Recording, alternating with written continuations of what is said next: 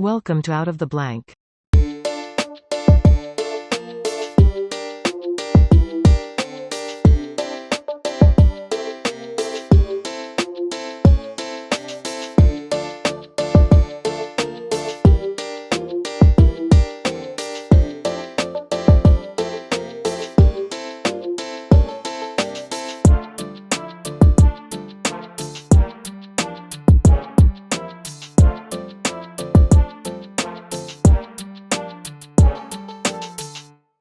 Welcome to another episode of Out of the Blank podcast. I'm here with Evan.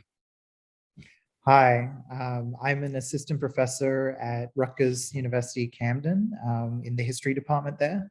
And happy to be here today and to chat with you, Robbie, for Out of the Blank. So, assistant professor. So, could you explain to me a little bit about what I'm not going to say assistant professoring, but what particularly are you, interested in? I really work on Roman history, so the ancient Roman world, but ancient history more generally, archaeology. I've excavated a few times and hopefully will excavate in the future more as well. And I'm really working on a book right now on youth in the Roman Empire and the idea of kind of acting your age as a young Roman man. How did you do that? Or how did you not act your age? And so that's kind of one of my main areas that I work on, but I also have a lot of other interests. I'm kind of working on migration and mobility in the ancient world, and also really find topography, the kind of study of places and how we reconstruct, a map of ancient Rome, for example, and how do we construct those maps? Who gets privileged? How can we create alternative maps of what places in ancient Rome were important to people, especially maybe everyday people, rather than just the elites, the senators and so forth. Yeah. Where do you find, your mind particularly is more interested in than all the others? Because I know you're just talked about the book a second ago, so I'm guessing it's something towards that. But you talked about youth in Rome, or is it now? I'm not, I hate, because every time I talk about something ancient, I always try and relate it to now. In some sense, it's kind of the same. I don't know. My basis is that, like, especially with my buddy Steve, who studies Spartan history, we talk about like how, like, when you're a boy, you're kind of thrown into being a man. And it seems like now there isn't a whole lot of innocence on a concept of, there's a lot of exposure with social media. I mean, a kid's lucky if he gets to be 7 without knowing Santa Claus isn't real. Sorry if I spoiled that for anybody out there, but that is kind of like the truth. And it is, in the sense, kind of a lot like back in the day. You were sent right into the fire to train because you wouldn't survive either way. I mean, it was more of a preservation aspect. Now it's just a factor that we just can't stop toilet Googling. Yeah, it's true. I mean, it's a good question, because there is a bit of a debate. People have debated for a little while over, did the Romans have a period that we would think of as youth? Did they have any free time, or they were just kind of thrown into, if they were working class, were they thrown into working, for their parents' business or for whoever? There's a lot of child labor in the ancient world. Um, or, if they're kind of in the upper echelons, did they really have to serve in the military, or were they being groomed for like political office and all of that very early on? And, some people have argued that there was a period in the teenage years where, a lot of Roman male youths had free time, and so they kind of were rebellious. They wrote poetry, people like Catullus, who wrote a lot of like raunchy poetry, you could say, but love poetry as well. And that's a product of having free time on your hands, and this kind of period between childhood and adulthood, if we can even talk about childhood and youth being separate in the ancient world. There are definitely coming of age rites, which do mark some clear boundaries, but I think the definitions are a bit fuzzy, and there are a lot of overlapping kind of definitions. And depending on the context you're in, you might be a child in one space and one context, and in another, you might be an adult. So it's not so clear cut, this kind of loss of, do people have innocence, right? Were they just completely exposed to everything from an early age? I'd say probably a lot more so than even today. That's just a generalization I'll put out there. Well, do you think it was more positive, or do you think it was probably more negative? It seems like they say the quote of like maybe pressure creates a diamond. It seems like with a lot of that struggle, we have struggle in the same sense, just maybe in a different form, but more of like a survivability factor, but also having to be a man as soon as possible. I think probably the closest relation I can think of is my grandfather, who had to leave the military at like 17 to go take care of his family because his dad had died. Like that's Mm. something back then where if the dad died and you were 12 years old, it's like, well, now you're going to start being the man of the house in a sense. You know, you have to protect, you have to learn how to fight, you have to learn how to survive. And that's not Oh really yeah. I guess, an issue that a lot of people deal with today, or at least hope not. Yeah, well, life expectancy was much lower, right? If we talk about kind of, you were lucky if you were getting to the age of 25, right? And so you have to imagine a lot of kids were orphaned pretty early on, and a lot of them would have encountered violence, and seen a lot of violence on the streets, in everyday life, in their own families. Just so much more than today, right? I would say, even if kids today are exposed to violence through media and social media, like you mentioned, or video games or whatever it is, um, I think they would have just had a more visceral experience and a tougher life, and their standard of living and so forth was much tougher back then on the whole. So yes, I think the idea of like becoming a man, definitely in some practical ways, perhaps, right? And also for women, in the Roman world, you could be married off quite early, depending on which social class you were in. So if you're in an elite family, I mean, you could be married off as early as 12 in some cases. So I mean, that's exceptional. We think it's probably a little bit later, and for the majority of the Romans, probably in their late teens for women, or girls in that case, and for men a bit older. But that's also something always constantly debated, because we have to use a lot of different types of evidence, which are not exactly the best. Sometimes, like tombstones, right? Yeah. And the Romans like to record their age of death, right, on their tombstones. But whether those are accurate is also a problem, because some communities like to say people were older than they were or younger than they were. There's age rounding. Did people really keep track of their age? All of that. So Would you say that's probably one of the biggest challenges you've come across, or is there anything in particular that you find is just something that like either maybe upset you or maybe it was just difficult to kind of understand?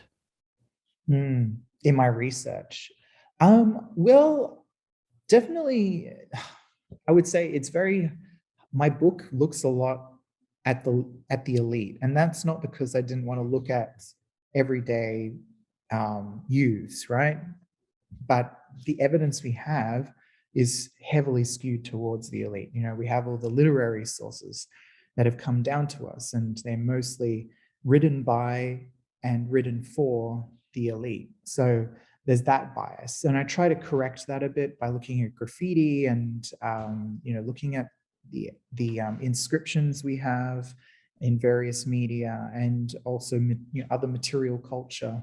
But for the most part, I can only really do a real kind of history of elite youth, you could say. So that's something that's frustrated me, and I wish I had a whole nother body of evidence. But unfortunately, that doesn't always survive. It's kind of a lot of that kind of evidence that we need is pretty ephemeral.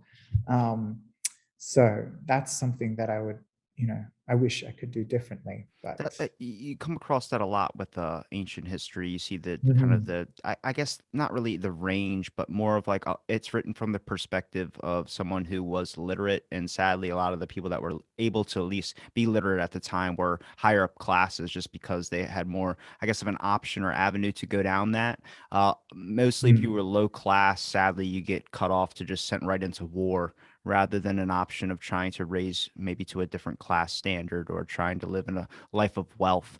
I mean, it's not too far off from what a lot of people might still experience kind of stuff today. I mean, the elites, I don't want to get into the politics aspect of things, but I mean, it's in some ways you find a lot of correlations with this type of stuff, and it just makes it more, I mean, it helps you understand more, but see, I'm trying not to go into the politics. Um, with the ancient civilizations, I would say it's very like I think that's why maybe Plato and some of these people kind of get like a really interesting look and have a very interesting take. Is not that they were of a certain class or higher up elite. They were more on a basic understanding of a creative mind that kind of excelled where a lot of people weren't educated in some aspects like reading or writing, or even the ability to really do anything but try and feed their families or just try and feed themselves in a sense, survival.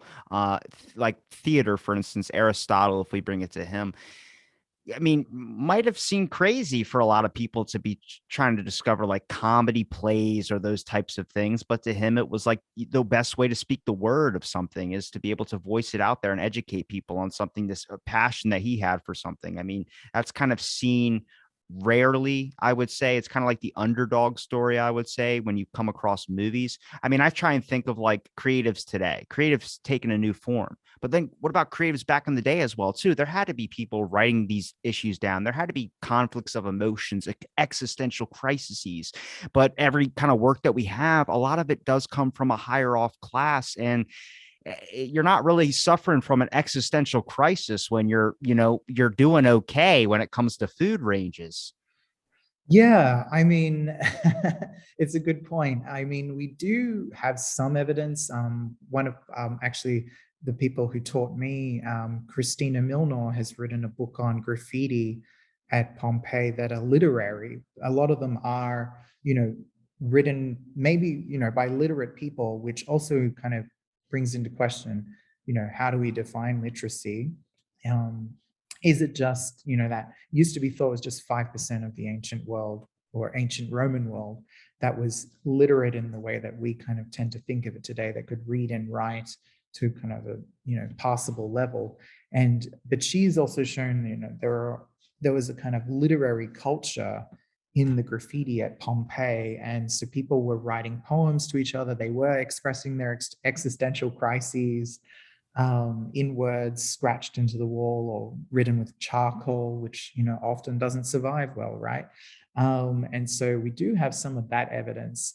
But I definitely think, yes, people who weren't writing also had these existential crises, perhaps even more so without, having the basic needs to meet their everyday life, sustenance and so forth.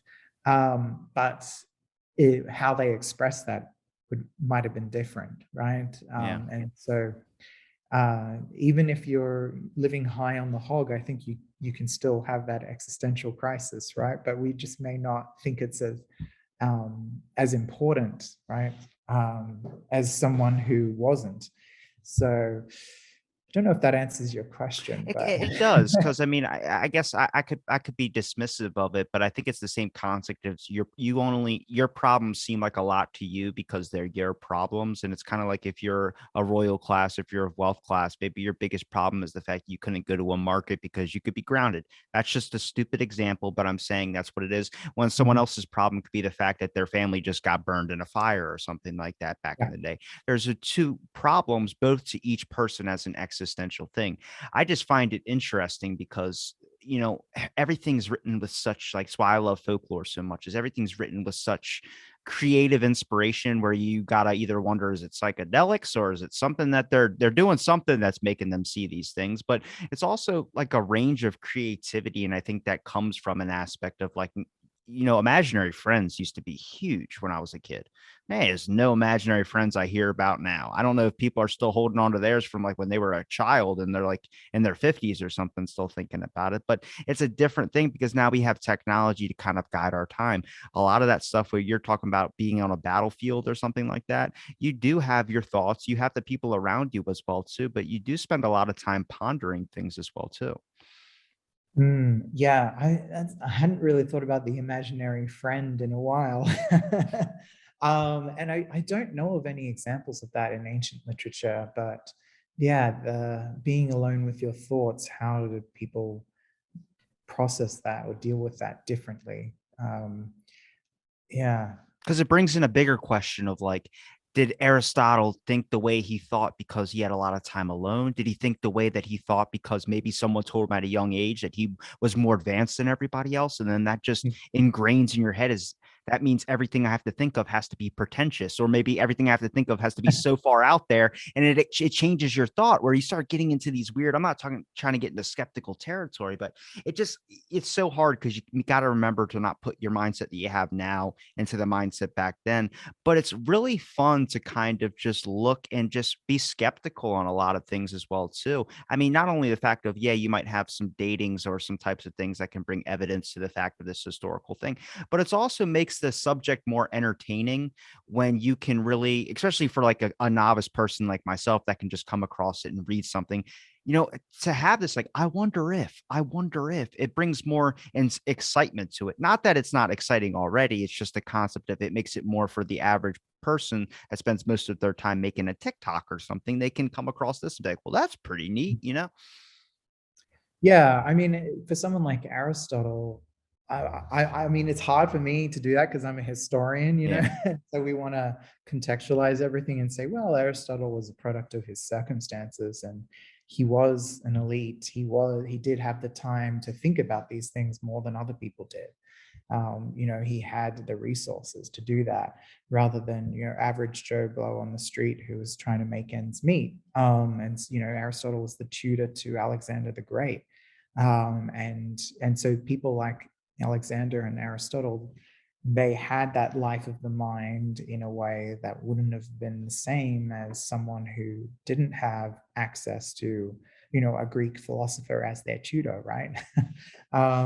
So there are some real stark differences there. But yeah, I wish we had more evidence to kind of think about um, the life of the mind for the average guy or girl on the street. So Well, even with speaking from a historian's perspective, what do you find the most interesting for you? Not maybe the interesting that you've worked on, but the most interesting to you. the most interesting thing, or Anything. You can pick any topic. oh, I I didn't want to mean, stick on your book the whole time, so I figured if I was giving you an option to choose a different path if you wanted to. well, there are a lot of things that I'm quite interested in, but I think, for instance, another thing that I'm working on that I'm admittedly even more interested in right now than my current book project, you could say, is the way that people kind of navigated a city and how do they get around, right? They don't have Google Maps, they don't have a phone, they don't have maps necessarily.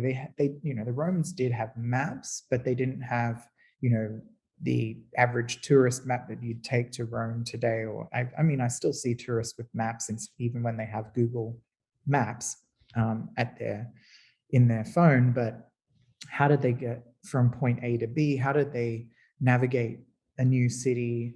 How did they find the person they were looking for? So we kind of call this wayfinding. They would use landmarks, right? They would know there was a kind of a map that was known because of the importance of certain places, right? A column or a Yeah. temple or a tree, even like trees were 13 paces past the oak tree with two branches. Yeah, that type thing. yeah, no, I mean, and we have a lot of evidence for this actually, and it's really interesting. If you were going to court, you would have the place and time appointed, and the place would be indicated by very specific directions, like meet in the forum of the Emperor Augustus, right, by the 14th column and near the steps and the statue of Gracchus, right? We do have documents preserved showing that people had to actually find a specific place to have their case heard. And so that was, that's just one piece. For instance, we also have collars that were around the necks of enslaved people, which would give actual directions on the collar on a kind of platelet to specify how to return the enslaved person if they'd run away, right, and escaped for freedom. And so we have a lot of those as well, which are very specific too, like find so and so by the on the Aventine Hill and the inn of the golden napkin, and you can return him there. And so this very specific directions. We have graffiti too, like between lovers who are setting up a rendezvous, this kind of thing. A slave in Herculaneum wrote in the baths to this woman called Primigenia, um, Novelia Primigenia, who's from another town called Nuceria, and he lived in another town called Puteoli. And he said, you can find me, Primigenia, by this street, and ask for this person, and so forth. And so there's all these kind of direction giving texts that we have, and I find that fascinating, just how people had to rely on kind of social agents and oral information and landmarks to get around.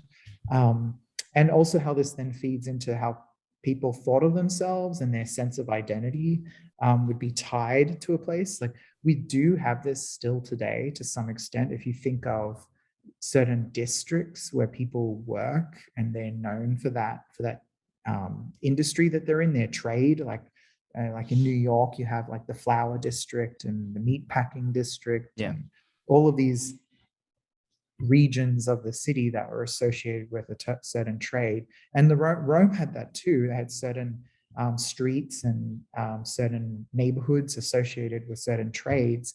But they also had, a lot of people in their tombstones would advertise where they worked. And it was almost like you would remember this person because they worked by the statue of so and so, or near. We have one, for instance, a woman called Abudia Megiste. She was commemorated by her husband, and she was a vegetable seller on the median steps. And we don't even know where these steps are. There are a lot of places that we don't know where they actually are in ancient Rome, but they are mentioned right in these tombstones. And so there's a whole nother kind of topography, a kind of map of the city of Rome and its places that exists out there that we can't really access, but we can kind of get a sense that there's this other kind of topography out there because of these tombstones and the non-elite people who were saying, were known. Abudia Megiste was probably well liked, and she was, like your local greengrocer, right? And then when she died, that's part of her identity, because she was so well known for being someone who traded in that Yeah. place, right? Just like you have, I think today we increasingly becoming, especially in cities, we become more and more, cut off from our neighbors. Like, how many of us if you live in an apartment building, how many of you know the people in your building, right? Or even just one other person in your building. There's a lot of individualism and less sense of community, and getting to know, your local shopkeepers. Maybe you do, maybe, you're pretty outgoing in that way, but I think a lot of people don't. And they're just like, oh, just go to the Whole Foods. I go to the, Yeah, supermarket. that's so many factors though. Overpopulation issue. There's so many people. It's so hard. In your community used to be. So, I mean, I think even a small city, that probably one of the smallest cities, is in Yeah. comparison to one of the biggest one back then. Um, True. I would say, Rome, for a pre-modern city, it was the largest in population at 1 million people around the time that I'm talking about. And it wouldn't be paralleled again until 19th century London.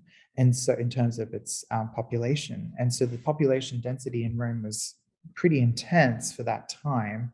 And so I think one of the reasons why people wanted to advertise where they were known for working, or just a place that was associated with them, is because of that urban scale.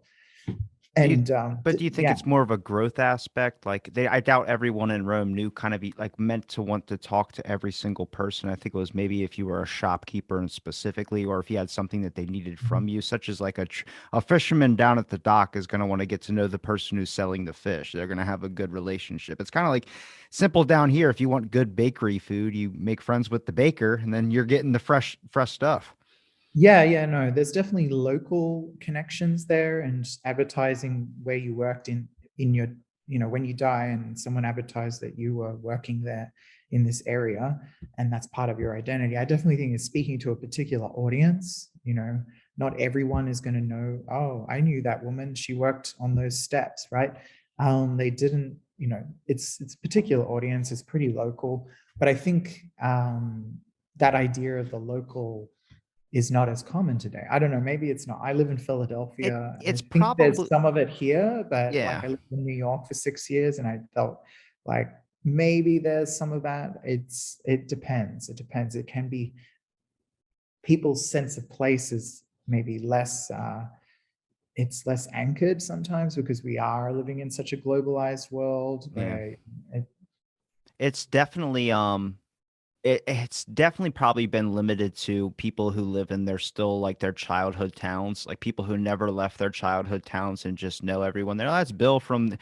Mhm. That's probably Yeah. limited to that for sure. I mean, that's a factor of technology as well too. I mean, our survival thing is the weirdest part is how the world has kind of turned is the fact that the only time that we feel the need to ever really communicate with anybody is if we need to get something from that person, or we feel like that person might excel us into our own kind of goals in a sense. Like that's a lot of communication now. People is hustle mentality, which is good. I mean, work towards your thing, work towards whatever you Mhm. want to. I just feel like rising tide raises all ships rather than just one. And you'll come across a lot of that, at least in even Twitter, for instance. People talk trash on how Twitter's kind of like a toxic spot at some points. And I'm like, in a sense, I mean, it can be negative. It can also be positive too. Writers groups are some of the biggest ones out there. They lift each other up, whether they actually follow and read the person's stuff. I don't know, but they at least give them that follow, that like, and that kind of, I mean, a sense of validation. I don't know. It's just, it, the times are changing. We just kind of have to change with them. I mean, even art, for instance, art is gone to digital AI art, and it's amazing. I mean, I hate to say that because it takes like 5 seconds for it to create, but if it's Mhm. not at least astounding to me, I still like the older classical stuff. There's nothing like seeing an old like cave painting, or there's nothing like seeing something older from ancient history that really kind of has like, wow, like the statues, for instance. They have this vein in your hand that like lifts up when a certain part of your muscle in your forearm is lifting up. And a guy had done that perfectly in one of these old sculptures back then, where I'm like, that is something I would have never even thought of. It's like adding a watch on a stick figure. It's like, why are you going to add the watch? But they did it. That's innovation in itself because you spend a lot of time. One of my favorite artist I've mentioned so many times before is Leonardo da Vinci, because he was known as like the most unfinished artist. And I was like, well, he always thought that your work could always be added on to. Nothing was ever finished, just left undone. That's so true. There's so many times you can create something and feel like you can add on to it. I mean, hopefully my podcast now compared to way back in the day, I look back on them and cringe just because I know how much more I can add, but that's a sign of growth in some aspects. You got to take it in the positive and not the negatives. And I feel like back then there was a lot of this like we can build it better, we can build it bigger, we can build it this. Now it's like you kind of you can still do it, but there's options and avenues for you to be able to either outsource for that type of thing, especially when it comes to a lot of giant creative masterpiece now. I mean, they sold a sculpture with nothing there. It was an invisible sculpture, they said, for like $80,000 or something like that. Like, I'm not mad at it. They're smart enough to trick people into buying it or whatever. I don't know. But it in a sense, it's like art back in the day was a lot more in I would say, I'm not gonna say creative, but more, I don't know, inspiring in a sense. Just because it seemed like there was a lot more craftsmanship to the actual thing that they were doing, when now you can sell a bored ape or one of those NFTs for like $3 billion or something like that. Yeah, I mean, I don't disagree. I think back in ancient Rome, for instance, and detail mattered in terms of the kind of messages you were trying to send through that art too. I mean, details like the vein you're mentioning, or achieving a type of realism, right? That was highly valued. And in ancient Rome, we have this style called the veristic style, or it kind of really shows, an old man's face, warts and all, with the wrinkles and the flabby skin and the fat, and all of that was meant to be a mark of distinction to some extent and reflect your age. which is something I'm also, obviously interested in, and how that communicated wisdom and respect and so forth, for that person, but also, little details like the beard and showing, some facial hair that's just starting to grow, that shows that, that boy or young man was like coming of age, and it was something that was practiced by the emperors in their portraits, people like Nero and even Augustus himself, and many members of his family. This was a way of showing that they were coming of age, that they, you know, um, that they were now virile, you know what I mean? And Yeah. so that little attention to detail was important because people paid attention to that, right? And so I wonder if people do pay attention to detail as much today, where, maybe today it's more about the kind of overall visual impact. It's art has become a commodity. It was a commodity in the ancient world, though, if we want to kind of play devil's advocate. There were famous artists, from the Greek world, people like Praxiteles, right? And you think about their, and Polyclitus, and their kind of, their sculptures were highly prized, and there was a whole art market. But maybe the reason why those things were prized is different, right? The realism or the superior craftsmanship was definitely something that we hear about in the texts written about these artworks, and how lifelike they were. Could you be fooled, right, into thinking that was really a picture of some actual birds?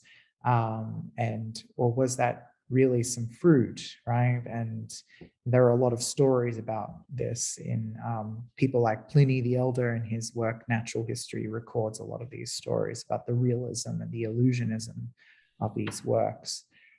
So compared to these, NFTs and so forth, or like the white canvas, that Yeah. it, in there were many in MoMA, for instance, and I mean, it is what it is, but It definitely the way that they explain it is that it leaves more up to your mind to be able to envision it there, which some people say is lazy painting. I mean, I'm not mad at it. I just look at Bob Ross like, damn it, he should have got more credit to his life.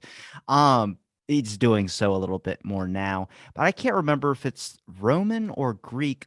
They made their not their art, but they were highly obsessed with like the afterlife in a mm, sense. I'm pretty sure it's Roman that was more obsessed with the afterlife than the Greeks, only because they're experienced a little bit more war, I would say, than the Greeks did. Not in a sense of like they did more wars, but more in a sense of like it was more a concept to them of battling or strength in that aspect. And Greek was more of seen as a different, maybe. I mean, I think we could say they were equally obsessed with the afterlife to some extent. The Romans just left. The Romans practiced a thing we call the epigraphic habit, right? They like to inscribe a lot, right, into stone, and so we have a lot of tombstones, right? A lot more from the Roman world than from, say, the Greek world necessarily, and so there was also a cult of the ancestors with the Romans. So there was a very much a backward looking, culture, in the sense of looking to the ancestors, trying to live up to or excel your ancestors. Honor, right? Yeah, yeah, and paying cult to the ancestors.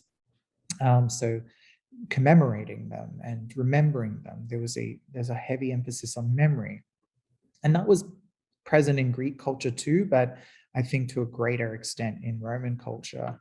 And then, of course, remember the Roman Empire takes over a lot of the Greek world, so there's a bit of both going on, under the Roman Empire in the Greek world. So we have to think about that too. But definitely, the Romans had this culture of memory, this cult of the ancestors.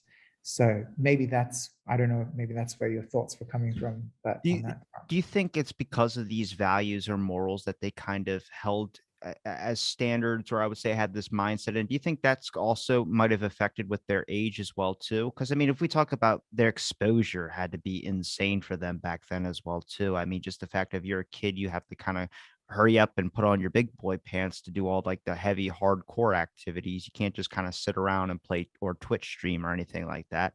Do you think that that affected with the values as well too? Do you think they hold that at a younger age, like that was more instilled into them from birth, of like this kind of family value aspect, this heritage, this long lineage type thinking? Oh, yes, definitely. I think there was a whole kind of, I hate the word kind of morality, but in a way it comes from the Latin, mos or custom, and mores, they come from that too. And so this idea of following the way of the way or the custom of the ancestors, the mos maiorum, as we say in Latin. And so that is definitely a guiding kind of uh, guiding light for any kind of young Roman kid. And so there was a whole set of customs for girls too, and lots of norms, like gender norms for them to follow, and the way in terms of the family structure, right? You had at the head of the household is the pater familias. He's the male head of household. He had the power of life and death effectively over anyone in the family who was his child or his enslaved person. And so that kind of, created a lot of structure and tension too, you could say. There definitely could be intergenerational conflict over that as well. Although lots of debate over that too, whether, did Roman fathers actually kill their sons that often? Well, probably not so often, but there are famous examples. And It would be probably maybe, depending on how many kids they had, to be honest about it. well, yeah, you don't want to kill your only Yeah. heir, right?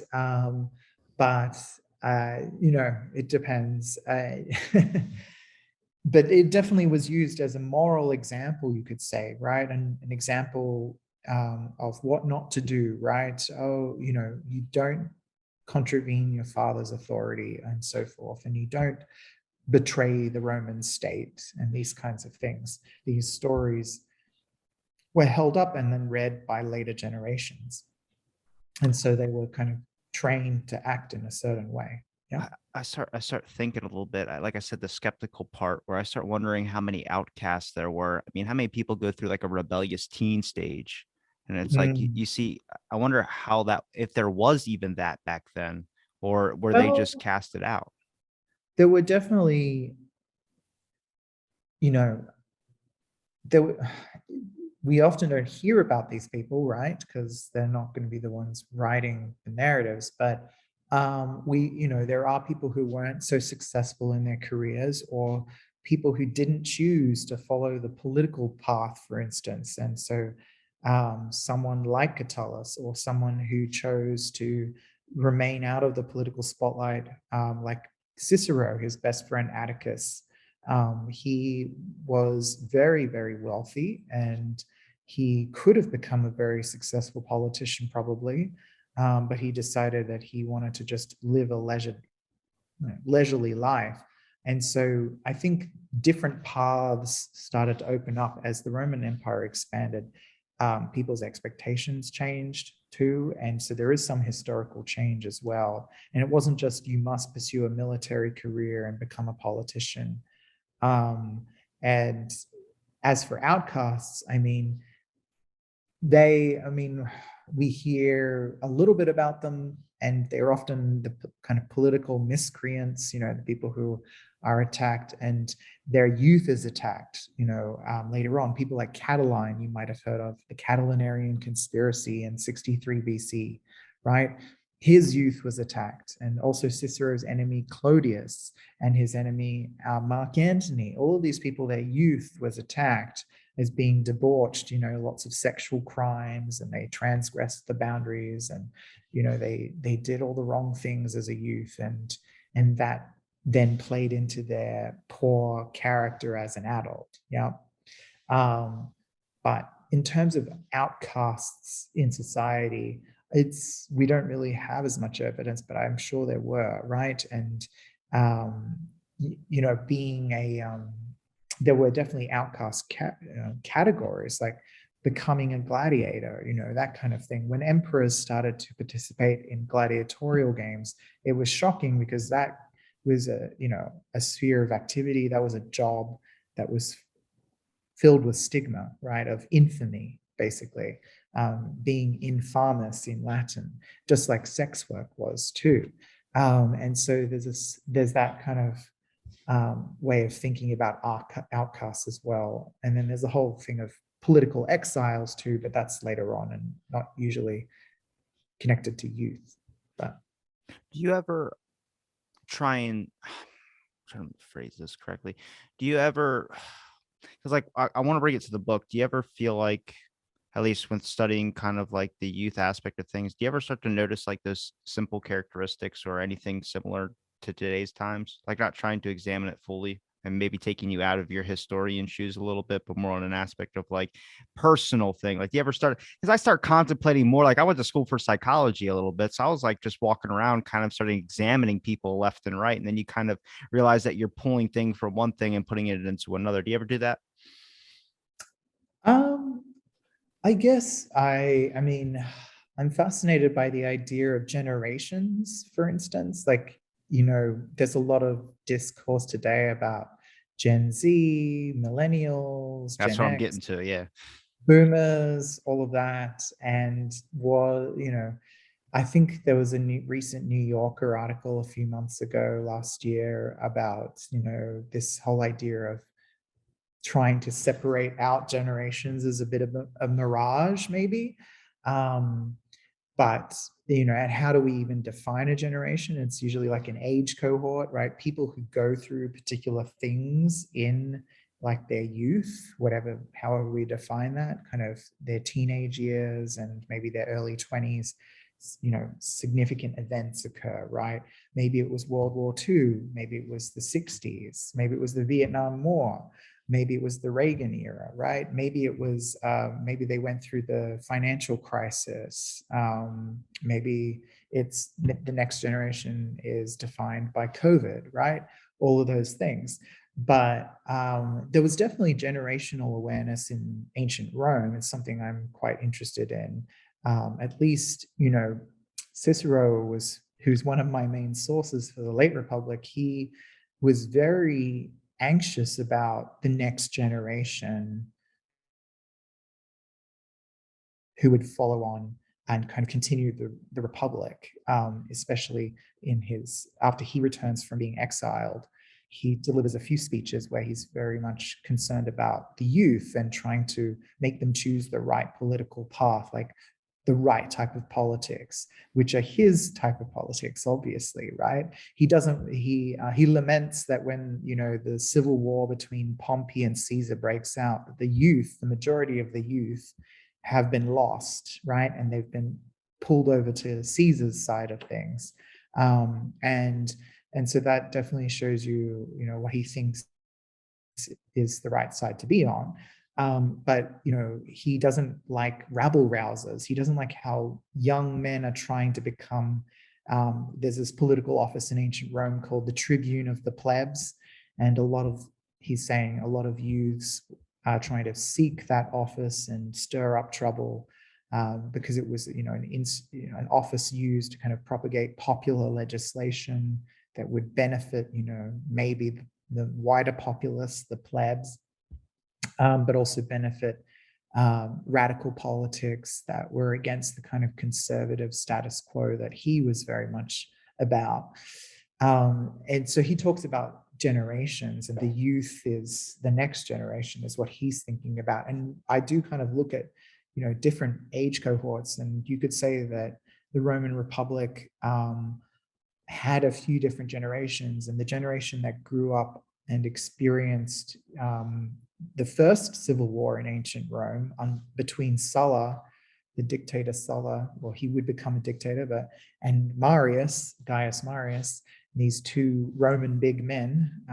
You could see them as like a prequel to Caesar and Pompey. The people who kind of grew up under that, they really had a few different kind of traumatic experiences. And so trauma is definitely a part of it too, you could say. Um, and restlessness, right? People Yeah. always try to associate a generation with a certain kind of restlessness caused by whatever it is. Like one of the people who wrote a book about Roman youth before me, back originally back in the 60s and 70s, you know, one of the critiques that's leveled against his book is that in reflection of the times he was living in, which was in the 60s and 70s, these kind of youth protest movements, right?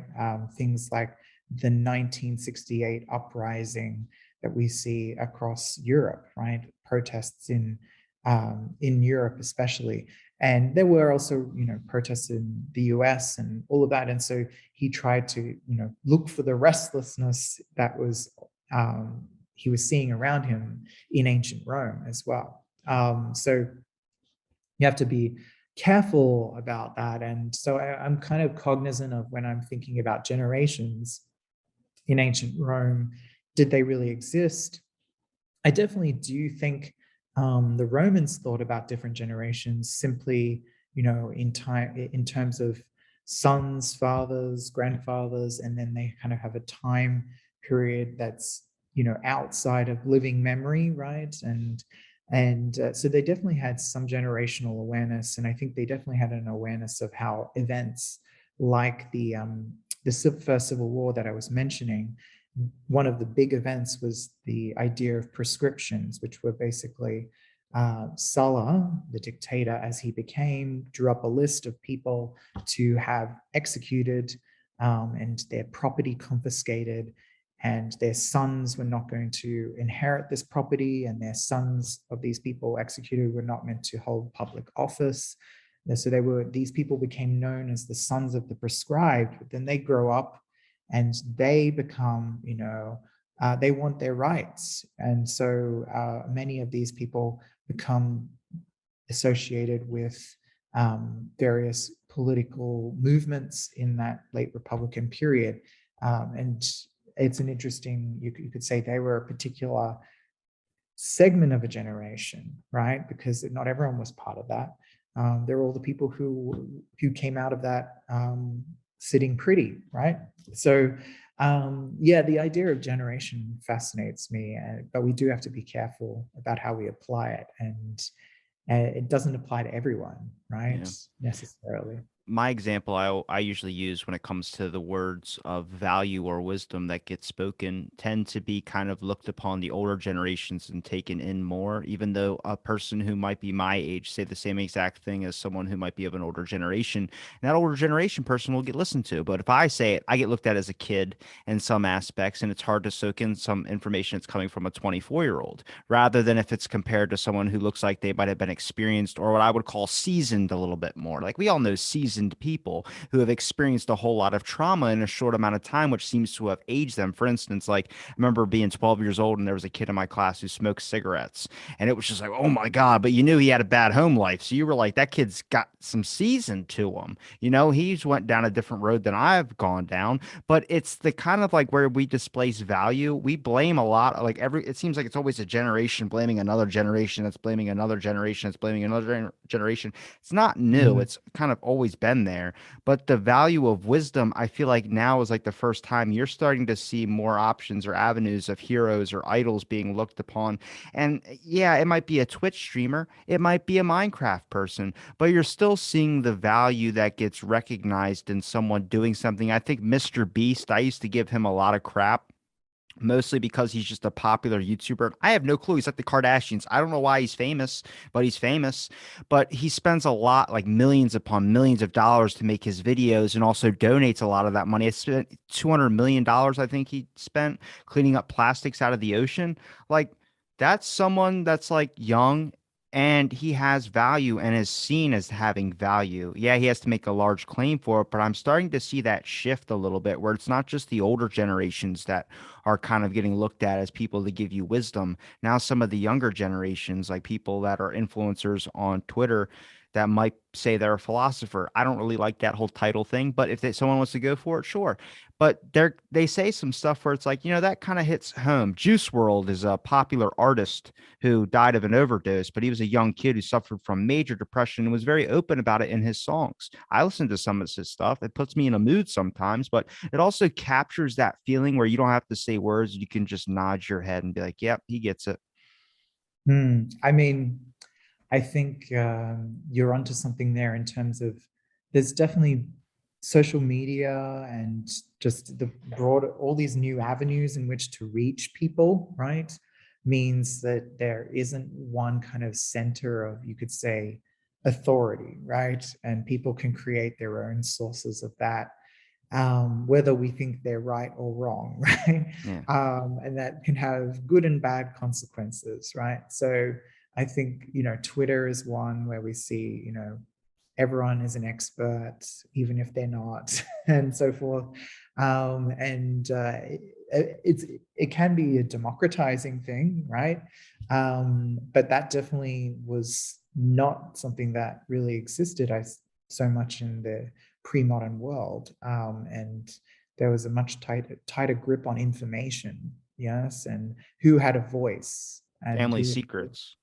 yeah, and who was able to communicate. And so in that way, it was much harder for a youth, for instance, to gain a following, right? To gain credibility. There were some exceptional ones, people like Scipio Africanus and Augustus himself when he was a youth. But they had to fight a lot of skepticism. And Augustus, when he was a youth, he was known as Octavian, and he had a whole PR campaign he had to wage against people like Mark Antony, who wanted to just turn him into the boy, right? The puer, and so discredit him and his youthfulness. And he went on to found the whole notion of the emperor, right? And probably arguably the most successful emperor there ever was. Even if he was he was entirely bloodthirsty, right? He participated in his own form of prescriptions and so forth, and was very much the dictator. He was quite successful and as a youth, but he's an exception and kind of an outlier. It was a culture very much oriented towards the older, the Yeah. more experienced. So I mean, I yeah, guess no, very different from today. it's good for bad, I guess, in some sense. Like it seemed like people had to work their ass off way, way, way harder back in the day to be able to be recognized or even given a sliver of time. And it seems like now, people are famous for, I don't even know why they're famous. I think Juicy, not Juicy. It's Jason Derulo is just famous for saying his name. I mean, I'm not mad at it, but at the same time, it's just interesting to see how like a random person, it seems like gets plucked from obscurity and then rocketed to the top, where I wonder why. And people don't really know. They don't really question. They just go with whatever kind of happens with it. It's an interesting time because then there's a lot of creators out there that are doing something that's inspirational in some sense and really puts a lot of work into their stuff, which makes the ones who maybe not do so much kind of, I don't know, a jealousy aspect. I have no clue, but it's just interesting to Well, kind of see the weird shift in the times of it all. maybe we have to separate out the difference between being famous and being respected, right? That's true. So there are a lot of people who are famous, right? They have tens of thousands, hundreds of thousands of followers or whatever, which is one metric. And then you could say there's also the kind of how many people listen to them, right? How many people would follow what they say? Now, in some cases, people definitely listen to these people, and don't want to get into the political terrain, so I'll stop there. But you know what I mean. So you can have a following, and it doesn't mean anything. People can buy followers and so forth, right? And the Romans did that too, right? They wanted to increase their entourage size, and it was the visual size of your following was important in terms of gaining some credibility, but not always. And how much are you willing to blend yourself to be able to get the audience numbers that you want? That's the thing that's really weird. Like, I guess I don't have a huge audience just because I don't know, my personality might not be likable. That's fine. I have fun doing it anyway, but I think it's a concept of like there's a lot of people that won't post something because they're afraid they'll lose followers because of it. And I think that inherently messes not only with your digital footprint, which is going to piss off a historian 100 years from now, but it's also making it harder to be yourself, which I think in turn creates a lot of kind of self conflict within oneself as well, too. Well, yeah, and in that way, we're not so different from the ancients because I have to deal with this all the time. We have to deal with people who had an ego, they had an image, they were self-fashioning their image all the time. People like Cicero, right? Very conscious, very self-conscious of how they were going to be perceived by posterity, by the future generations who would read them. And so they have very curated speeches and so forth. And, there's lots of debate over whether the speeches we have were in fact the ones that were delivered. Like, they must reflect them to some extent. But was there a bit of polish added, a bit of shine? For many other, works passed down from antiquity, right? Written mostly by these elite men who wanted to look good, right? Yeah. So there's a lot of self-fashioning. And so I think, yes, future historians will be frustrated with us and our digital footprint and trying to sort out reality from, facade and so forth. The historian's work will never be done. I'm curious to what you would have kind of went on to schooling wise if you didn't take down this route. Interesting. Well, I think I've always been interested in kind of a mystery and murder mysteries. I was always kind of interested in, believe it or not, like that show CSI. Yeah. I pondered for a little while becoming some kind of crime scene investigator or a detective. I thought that was fascinating. And putting together kind of different pieces of evidence to figure out the truth or the probable truth in that way. And maybe that's where I get where I got my eventual kind of career pathway into becoming an ancient historian. But that's definitely something that I was very much interested in. But I must say, I was interested in ancient history from, in my teenage years, because I'm from Australia originally, and they do have like a very strong kind of ancient history curriculum in the schools there in high school. So I got a lot of exposure to that pretty early and loved a lot of shows. Like there's a UK show you may have heard of called Time Team. Yeah. They go into people's backyards and excavate them in 3 days and that kind of thing. So that, the idea of a mystery, but I think I figured out that I didn't like the idea of dealing with dead bodies and, real people's, conflicts in every day and having to, deal with criminals and so forth, that better to just deal with dead people It's from the better if distance. they've been dead 1,000 something years. Yeah. Yeah, exactly. So I think that's where it came from. Or, and other pathways I was interested in lore and also kind of, I think much earlier, like maybe being a zoologist, but because I liked animals, but Really? that's Okay. about it. Yeah. I definitely think my interest for ancient civilizations, or at least ancient history in a sense, there's just so many questions I have because I really like psychology, so I really try and understand people's thoughts and trying to see the perspective of everything. And that's one we just Mm. don't have a lot of information on, and I can't just ask somebody until we develop time travel, and who's to say if we can even go back in time.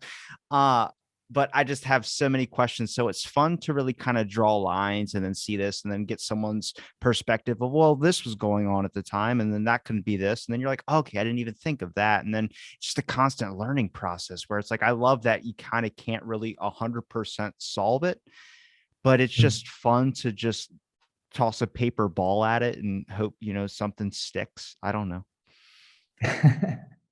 Yeah, it's I mean, there's this psychoanalyzing the past. I mean, it's something that people have tried to write kind of psychohistories, you could say. But as I said earlier, it's a tough ask when, the person doesn't speak back, Yeah. kind of question, right? So, the best you can do is maybe looking at someone's writings. And someone like Cicero is a good candidate for that kind of thing because we do have so many of his letters. That's why he's probably had, out of all the ancient personalities, he has had the most kind of biographies written about him, maybe Julius Caesar too. But Cicero, we have so many of his personal letters, but even those are kind of, selected. His former enslaved secretary, Tyro, he had, curated this collection of letters. So much of that is also kind of down to his discretion and what image he wanted to be seen. And I mean, it means that Cicero doesn't come out of it necessarily always looking so great. And you see his moments of weakness, you see his grief, for instance, over his daughter's death. You see his, fears about what's going to happen after the death of Julius Caesar, and how he doesn't really have a lot of faith in people like Marcus Brutus and Cassius, the kind of leaders of this assassination. He kind of has a lot of misgivings about that, and it's kind of all going to pieces, he says at one point. And you also see his ego, right? And you see how I don't know if I would have wanted to be friends with Cicero. I don't think so. There was a lot in that man's head, and that's just one person from the ancient world, and definitely one quite well documented. But you can see the humanity of that person too through this. But at the same time, we then have to maintain some healthy skepticism that this is the entire image that we're getting. We're getting a curated one at the end of the day still. So there are a lot of things, kind of maybe everyday things that we don't know, right? About him and how he would have lived his life. So, Well, time machine, man. I'm telling you. Just throwing it out there. Anybody wants to get to work on that, if anybody's listening. Evan, you've given me enough of your time, man. I really do appreciate you for coming and doing the podcast. Is there a place people can find your Twitter? Do you have any other links you can provide? And I'll link them in the description as well. Sure. Yeah, you can find me at Quid Amabo on Twitter, which is 2 words in Latin meaning "what will I love," kind of a play on liking things on Twitter. So you can find me there, and you can also find me at evanjewell.net. That's with a double L on the Jewell, and that's just my personal website, and you can find my Rutgers website through that too. So yeah. I'll link it all in the description. Thanks for listening to this episode of Out of the Blank. Stay tuned for our next episode.